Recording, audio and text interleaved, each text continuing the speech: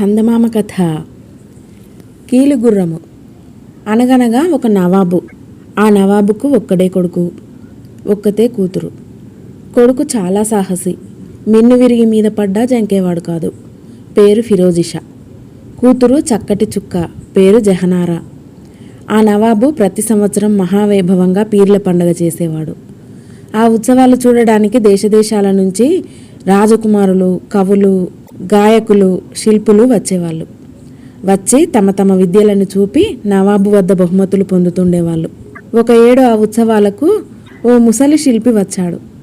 ఇతర శిల్పులు ఆడే బొమ్మలు, పాడే బొమ్మలు, ఇంకా రకరకాల ప్రతిమలు తెస్తే ముసలి తాత ఒక కొయ్య బొమ్మ గుర్రాన్ని పట్టుకొచ్చాడు.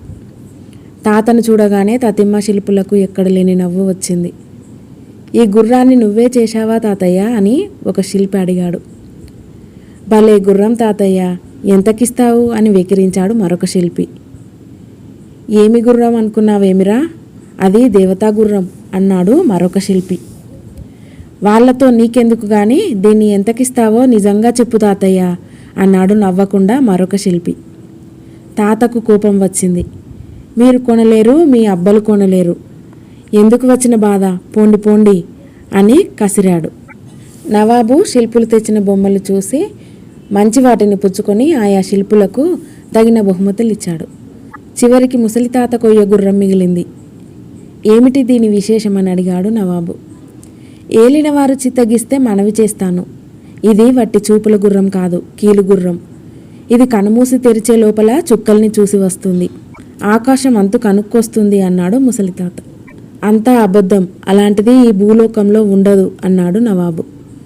ఏలినవారు అనుగ్రహిస్తే ఇప్పుడే చూపిస్తాను అన్నాడు శిల్పి. ఇక్కడికి 10 కోసల దూరంలో చందన పర్వతం ఉంది. దానిమీద మసీదు, మసీదుకు పక్కన ఖర్జూరపు చెట్టు ఉంది. పోయి ఆ చెట్టు ఆకు పట్టుకురా చూస్తాను అన్నాడు నవాబు. ముసలి శిల్పి అనుమతి పుచ్చుకొని గుర్రమెక్కి ఏదో బుడుపులాగా ఉన్న మీట నొక్కాడు. గుర్రం ఆగమేఘాల మీద లేచింది. అది ఎప్పుడు వెళ్ళి ఎప్పుడు వచ్చిందో ఎవరికీ తెలియదు. నవాబు తెప్పరిల్లి చూసేసరికి ఖర్జూరపు ఆకు పుచ్చుకొని శిల్పి ఎదురుగా నుంచున్నాడు. నవాబుకు ఎలాగైనా ఆ గుర్రాన్ని సంపాదించాలనిపించింది. నీకేమి కావాలన్నా కోరి పుచ్చుకో, నాకు ఆ కీలుగుర్రం మాత్రం ఇవ్వు అన్నాడు. అయితే మీ కుమార్తెను నాకిచ్చి పెళ్లి చేయండి అన్నాడు శిల్పి. అంతా తెల్లబోయారు. శిల్పి 3 కాళ్ళ ముసలి, అందులో పగలు చూస్తే రాత్రి కల్లోకి వస్తాడు. అలాంటి వాడికి చూస్తూ చూస్తూ చక్కని చుక్క 16 ఏళ్ల బాలను ఎలా ఇవ్వటం? నవాబు ఆలోచించసాగాడు. నవాబు కొడుకు ఫిరోజిషా అన్నాడు, నీవు గారడీ చేశావో లేక ఆ గుర్రానికి ఆ శక్తి ఉందో తెలియదు. అసలు ఇతరులు ఎక్కితే పోదేమో, నిజం తేల్చుకోకుండా ఎలా తీసుకోవటం? నేను పరీక్షిస్తా అని ఫిరోజిషా ఏకాఏకిని వెళ్ళి కీలుగుర్రం ఎక్కి మీట నొక్కాడు. అది రివ్వున లేచి చూస్తుండగానే మబ్బులోకి మాయమైంది. నవాబు, అతని బలగం తెల్లబోయి చూస్తున్నారు. ఇంత సాహసం జరుగుతుందని ఎవరూ అనుకోలేదు. ఫిరోజిషా తిరిగి వస్తాడని ఎదురు చూస్తూ కూర్చున్నారు. మధ్యాహ్నమైంది, ఆచూకీ లేదు. సాయంత్రమైంది, అయిపూ లేదు. ప్రొద్దుగూకింది, ఆనవాలు లేదు. నవాబుకు పట్టరాని కోపం వచ్చింది. శిల్పి ఆ గుర్రాన్ని తీయకపోతే తన కొడుకు ఇలా అయ్యేవాడు కాదుగా. వీణ్ణి తీసుకెళ్లి జైలులో పడేయండి, తర్వాత చూద్దాం అన్నాడు. శిల్పిని తీసుకెళ్లి భటులు జైల్లో తోశారు. ఇక ఫిరోజిషా ఆ కీలుగుర్రం మీద వాయువేగంతో పైకి లేచాడు. ఆ వేగానికి అతనికి భయం కలిగింది. తాను ఎంత ఎత్తున ఉన్నానోనని క్రిందికి చూశాడు. మనుషులు కనిపించలేదు, చెట్లు కనిపించలేదు, తన కోట కనిపించలేదు. చందనగిరి మాత్రం చిన్న పుట్టలాగా కనిపించింది. దానితో అతని కళ్ళు తిరిగాయి. గుర్రం జూలు గట్టిగా పట్టుకున్నాడు. అది ఆక్కుండా పైకి పోతూ ఉంది. ఫిరోజిషాకు పెద్దలు తలుపుకొచ్చారు. అల్లారు ముద్దుగా పెంచిన తండ్రి జ్ఞాపకం వచ్చాడు. రోజు తనతో ఆడుతూ పాడుతూ ఉండే చెల్లెలు జ్ఞాపకం వచ్చింది. స్నేహితులు జ్ఞాపకం వచ్చారు. అతనికి భయం మరీ ఎక్కువైంది. కళ్ళు మరీ గట్టిగా మూసుకున్నాడు. గుర్రం వాయువేగ మనోవేగంతో పోతూనే ఉంది. కొంతసేపు అలా పోగా పోగా ఫిరోజిషాకు జడుపు తగ్గింది. గుర్రాన్ని క్రిందికి దించటం ఎలాగా అని ఆలోచించాడు. ఎక్కడో దానికి మరొక మీట ఉండి తీరాలనుకున్నాడు. జూలులో వెతికాడు, కనిపించలేదు. జీను పక్కన ఉన్న చీలలు తిప్పి చూశాడు, లాభం లేకపోయింది. చివరకు విసుగెత్తి దాని 2 చెవులు పట్టుకున్నాడు. గుర్రం వేగం తగ్గి మెల్లగా క్రిందికి దిగసాగింది. అప్పటికి అతని ప్రాణాలు కుదుటపడ్డాయి. గుర్రపు చెవులు రెండు ఇంకా గట్టిగా వెనుకకు లాగాడు. చర్రున అది కిందికి దిగసాగింది. అలా దిగి దిగి చివరికి ఒక 7 అంతస్తుల మేడ మీద వాలింది. అప్పటికి బాగా ప్రొద్దుపోయింది. పట్టణం అంతా మాటు మణిగి ఉంది. ఫిరోజి షా మెట్లు దిగి 7వ అంతస్తు లోపలికి వెళ్ళాడు. అతనికి సంగీతం వినిపించింది. ఆ శబ్దాన్ని బట్టి వెళ్ళాడు. మరకత మాణిక్యాలతో దగదగా మెరుస్తూ ఉంది ఒక పెద్ద గది. లోపలికి వెళ్ళాడు.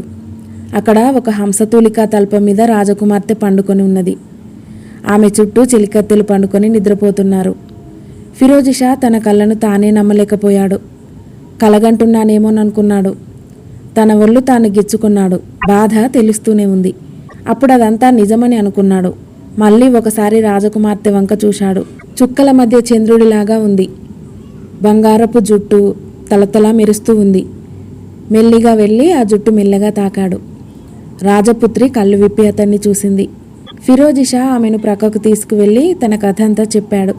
తనతో పర్షియాకు వచ్చి తనను పెండ్లాడవలసిందని ప్రార్థించాడు. వంగరాజపుత్రి కూడా అతన్ని ప్రేమించింది.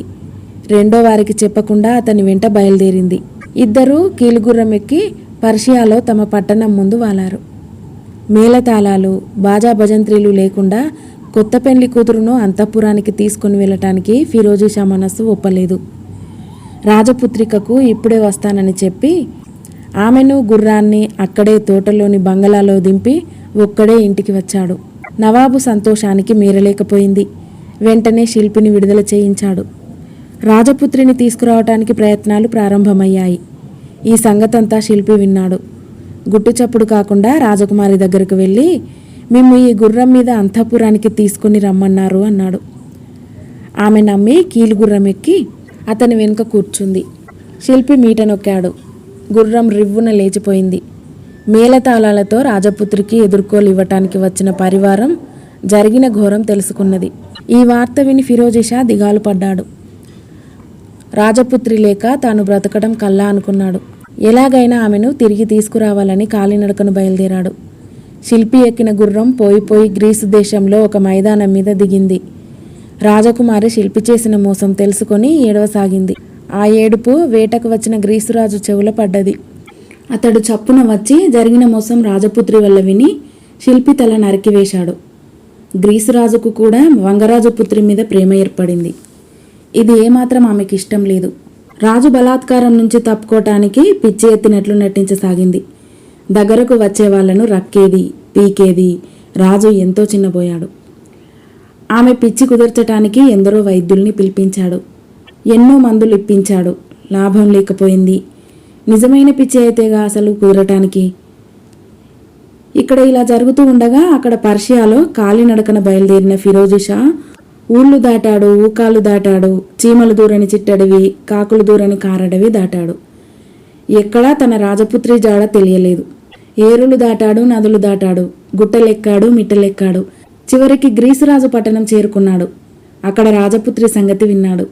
ఫిరోజి షా వైద్యుని వేషంతో రాజు దగ్గరికి వెళ్ళి, నాకు భూత వైద్యం తెలుసు, రాజపుత్రి పిచ్చి కుదురుస్తానన్నాడు. రాజు సంతోషించి అతన్ని అంతఃపురానికి తీసుకువెళ్ళాడు. కొత్త వైద్యుణ్ణి చూడగానే రాజకుమారికి పిచ్చి కొంచెం తగ్గిపోయింది. రాజా, ఈ అమ్మాయికి ఒక కీలుగుర్రం మూలాన ఈ వ్యాధి కలిగింది. ఈమెను ఆ గుర్రం మీద ఎక్కించి చుట్టూ గుగ్గిల ధూపం వేయాలి, మంత్రాలు చదవాలి. అప్పుడు కానీ ఈ వ్యాధి పూర్తిగా పోదు. 10 ఏళ్ళు గడివిస్తే కీలుగుర్రం చేస్తాను అన్నాడు ఫిరోజి షా. ఈ భాగ్యానికి 10 సంవత్సరాలు ఎందుకు? మన దగ్గర ఒక కీలుగుర్రం ఉన్నది, దానితో చికిత్స చెయ్యి అన్నాడు రాజు. ఫిరోజి షా పాచిక పారింది. రాజకుమారిని కీలుగుర్రం ఎక్కించి చుట్టూ దట్టంగా గుగ్గిలం ధూపం వేయించాడు. ఆ పొగతెరలో తాను కూడా కీలుగుర్రంపై ఎక్కాడు. మీట నొక్కాడు. వాయువేగంతో కీలుగుర్రం ఆకాశంలోకి ఎగిరిపోయింది. ఫిరోజి షా బెంగాలు రాజకుమారితో క్షేమంగా ఇంటికి వచ్చి చేరాడు. వారిద్దరికీ వైభవంగా పెళ్లి జరిగింది. పెండ్లినాటి రాత్రి బెంగాలు రాజకుమారి కీలుగుర్రాన్ని తగిలబెట్టించింది.